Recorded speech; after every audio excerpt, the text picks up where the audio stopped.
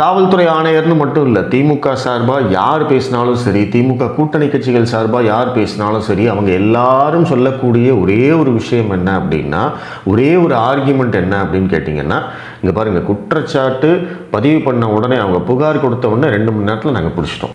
எல்லாரும் யாரை பார்த்தாலும் இதே தான் சொல்கிறாங்க. சட்டத்துறை அமைச்சர் ரகுபதி இதே தான் சொல்லுவார், உயர்கல்வித்துறை அமைச்சர் கோவி செழியன் அவர்களும் இதே தான் சொல்லுவார், டிஜிபியும் இதே தான் சொல்லுவார், கூட்டணி கட்சி தலைவர்களும் இதே தான் சொல்லுவாங்க, சமூக வலைதளங்களில் களமாடக்கூடிய திமுகவினரும் இதே தான் சொல்லுவாங்க. அப்போ இவங்களுடைய அந்த நெரேட்டிவ் வந்து பார்த்தீங்க அப்படின்னா ஒரே ஒரு பாயிண்ட் தான், நாங்கள் செயல்பட்டு விட்டோம் அப்படிங்கிறது மட்டும்தான். ஆனால் இதில் பியூட்டி என்ன அப்படின்னு கேட்டிங்கன்னா, இதே விஷயத்தை நீதிமன்றத்தில் அரசு வழக்கறிஞர் சொல்லியிருக்காரு. அந்த பொண்ணு புகார் கொடுத்ததுக்கு அப்புறமா 2 மணி நேரத்தில் நாங்கள் வந்து அவங்கள பிடிச்சிட்டோம்.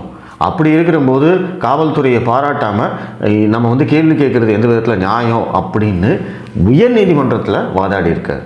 அப்போ இந்த லிங்க்கை நீங்கள் பார்த்துக்கோங்க, எந்த அளவுக்கு வந்து ஒரு நுணுக்கமான அரசியல் இதுக்குள்ளே இருக்குது அப்படிங்கிறது தான் நான் திரும்ப திரும்ப சொல்லிகிட்டே இருக்கிறது.